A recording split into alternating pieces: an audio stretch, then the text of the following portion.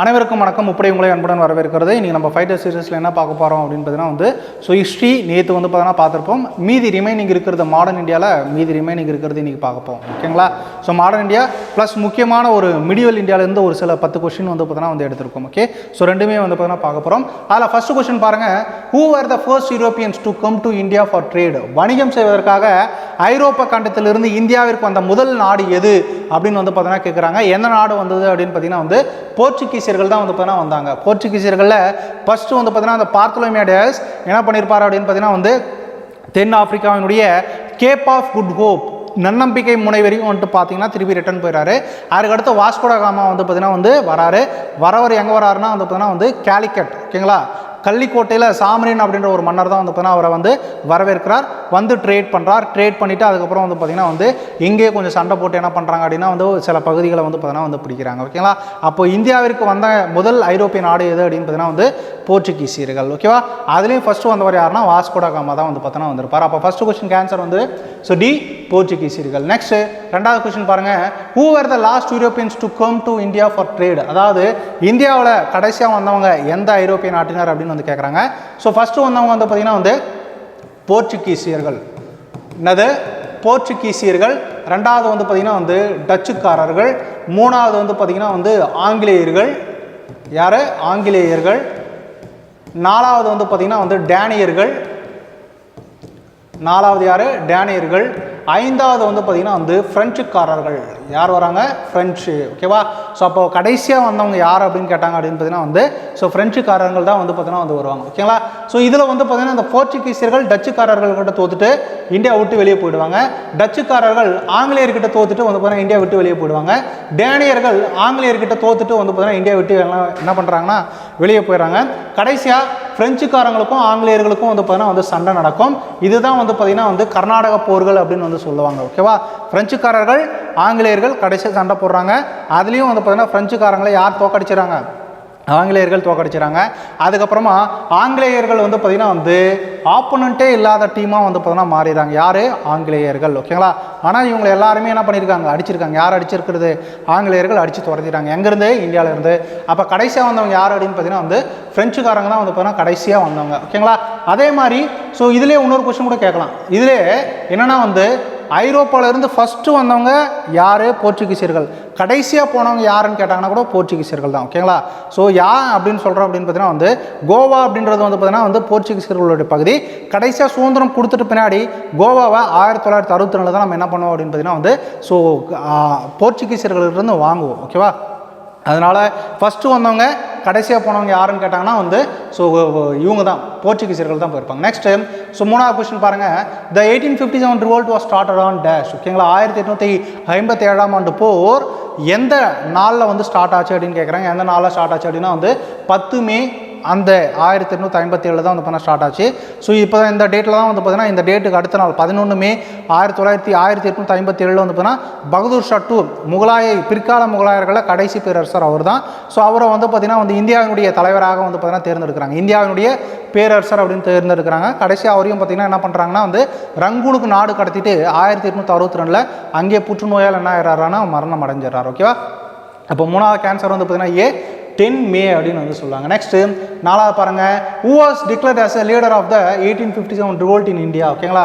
சொன்னா பிற்கால முகலாயர்கள் யாரு? பகதூர் ஷா II. ஓகேங்களா? இவருடைய இன்னொரு பேர் பார்த்தீங்கன்னா பகதூர் ஷா ஜாஃபர் அப்படின்னு கூட பார்த்தீங்கன்னா சொல்லுவாங்க.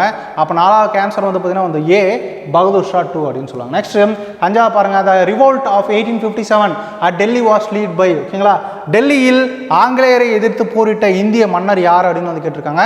ஸோ யார் அப்படின்னு பார்த்தீங்கன்னா பகதூர் ஷா ஜாஃபர். அப்படி இல்லைன்னா பார்த்தீங்கன்னா பகதூர் ஷா II தான் பார்த்தீங்கன்னா என்ன பண்ணியிருப்பாருன்னா ஸோ எதிர்த்திருப்பார். ஓகேங்களா? இந்த டெல்லியை பார்த்தீங்கன்னா கட்டுக்குள் கொண்டு வந்த ஆங்கிலேயர் யார் அப்படின்னு பார்த்தீங்கன்னா ஜான் நிக்கோலஸ் அப்படின்றவர் தான் பார்த்தீங்கன்னா என்ன பண்ணியிருப்பாருன்னா கட்டுக்குள் கொண்டு வந்திருப்பார். அப்போ அஞ்சாவது கேன்சர் பார்த்தீங்கன்னா டி பகதூர் ஷா II. ஓகேங்களா? நெக்ஸ்ட் ஆறாவது பாருங்க. The revolt of 1857 at Kanpur was lead by dash. Kanpur என்ற இடத்தில் ஆங்கிலேயரை எதிர்த்தவர் யார் அப்படின்னு கேட்குறாங்க. யார் எதிர்த்துப்பாங்கன்னா நானா சாஹிப் அண்டு தாந்தியா தோப். இவங்க ரெண்டு பேருமே பார்த்தீங்கன்னா எதிர்த்திருப்பாங்க.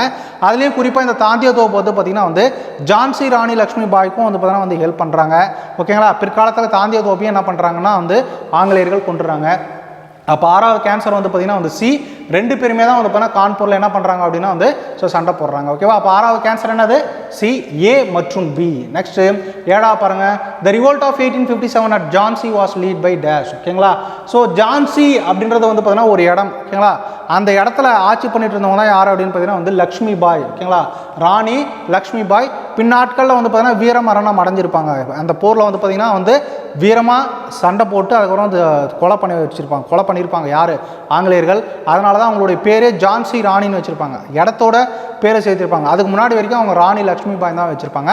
இப்போ தான் அவங்களுடைய பேரை வந்து பார்த்தீங்கன்னா ஜான்சி ராணி அப்படின்னு வந்து சொல்கிறாங்க. ஜான்சி அப்படின்றது ஒரு இடம். ஓகேவா? ஸோ அப்போ ஏழாவது கேன்சர் வந்து பார்த்தீங்கன்னா வந்து சி, ராணி லக்ஷ்மி பாய். நெக்ஸ்ட்டு எட்டாவது பாருங்க, who said the slogan go back to Vedas, வேதங்களுக்கு திரும்பிச்சல் என்று கூறியவர் யார் அப்படின்னு பார்த்தீங்கன்னா வந்து சுவாமி தயானந்த சரஸ்வதி தான் சொல்லியிருப்பார். இவர் தான் வந்து பார்த்தீங்கன்னா ஆரிய சமாஜம் என்ற அமைப்பை பஞ்சாபில் ஏற்படுத்தியிருப்பார். 1875 ஏற்படுத்தியிருப்பார். இவருடைய உண்மையான பேர் என்னன்னா மூல் சங்கர் அப்படின்னு சொல்லுவாங்க.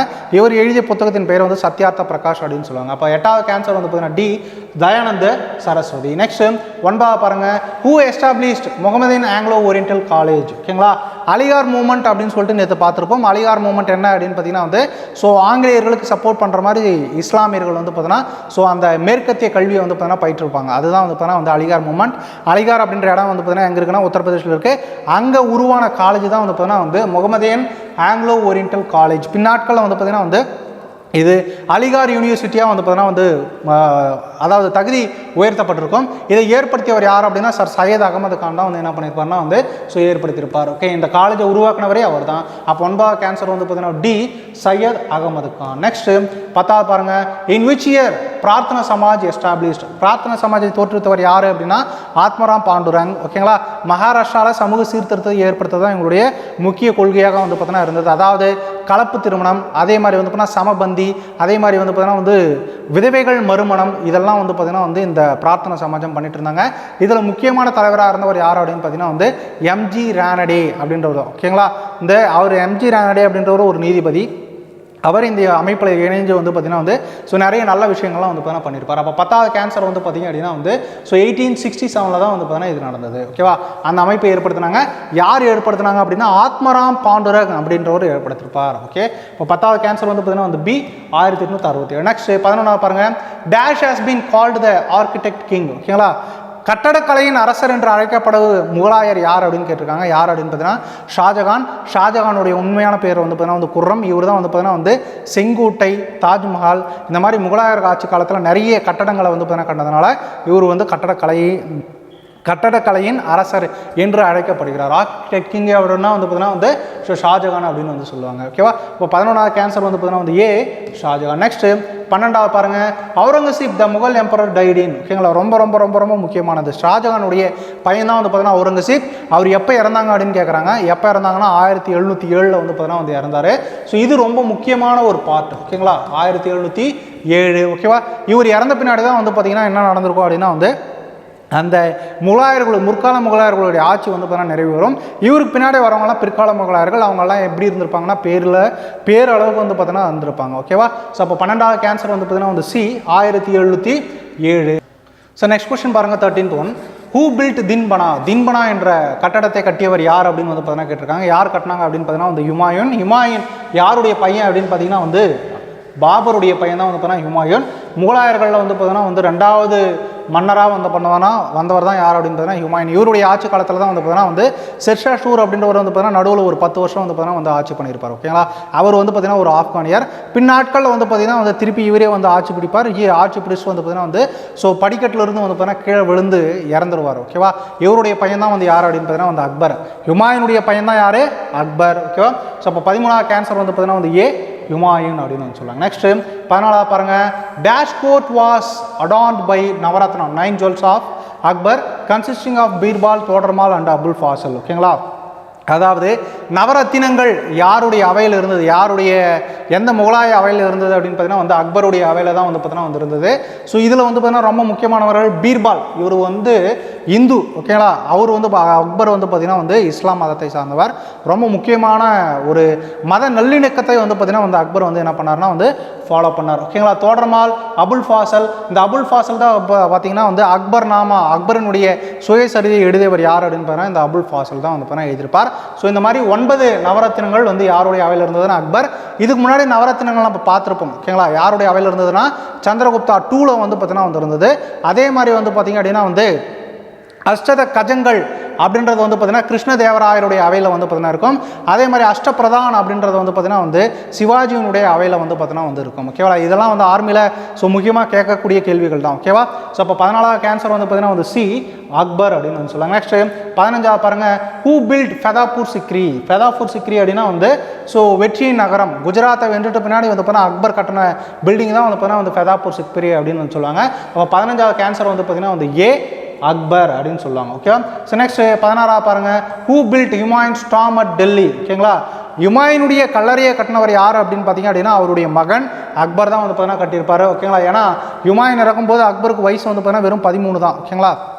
இவர் யாருடைய உதவியால் வந்து பார்த்தீங்கன்னா ஆட்சி பண்ணியிருப்பாருன்னா ஸ்டார்டிங்கில் வந்து பார்த்தீங்கன்னா பைரம் கான் அப்படின்றவருடைய உதவியால் தான் வந்து பார்த்தீங்கன்னா ஆட்சி பண்ணியிருப்பார் ஓகேவா.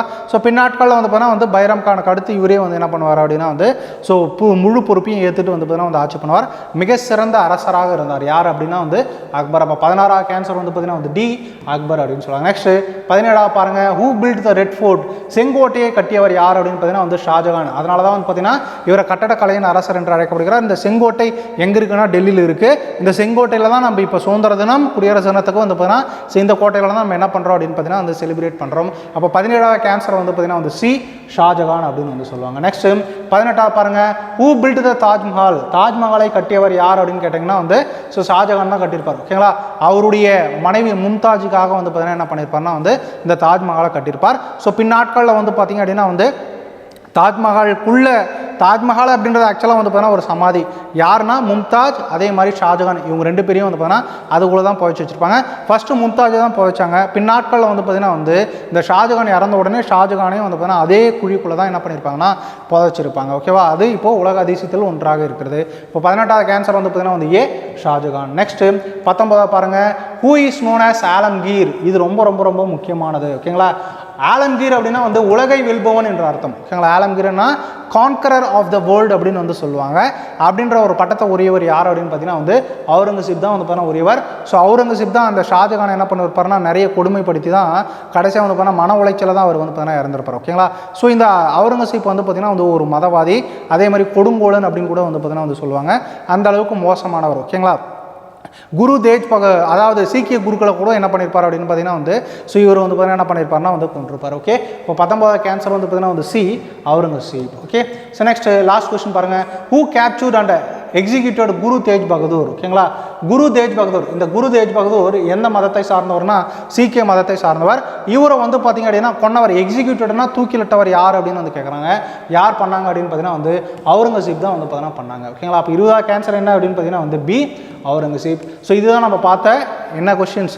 ஸோ ஃபைட்டரில் இம்பார்ட்டன்ட் 20 கொஸ்டின்ஸ் வந்து பார்த்தோம். ஸோ நாளைக்கு வந்து பார்த்திங்கன்னா வந்து ஸோ ப்ரீவியஸ் இயர் கொஷின் வந்து பார்த்தீங்கன்னா பார்ப்போம். ஸோ தொடர்ந்து படிங்க. ஸோ டைம் வந்து பார்த்தீங்கன்னா வந்து கம்மியாக தான் இருக்குது. ஸோ இப்போ இருந்து நீங்கள் வந்து நல்லா படிக்க ஆரம்பிச்சிங்கன்னா கூட ஈஸியாக என்ன பண்ணிடலாம் அப்படின்னா வந்து ஸோ ஆர்மி எக்ஸாமில் ஜெயிச்சிடலாம் ஓகேங்களா. மீண்டும் மற்றொரு காணொலியில் சந்திப்போம். நன்றி, வணக்கம்.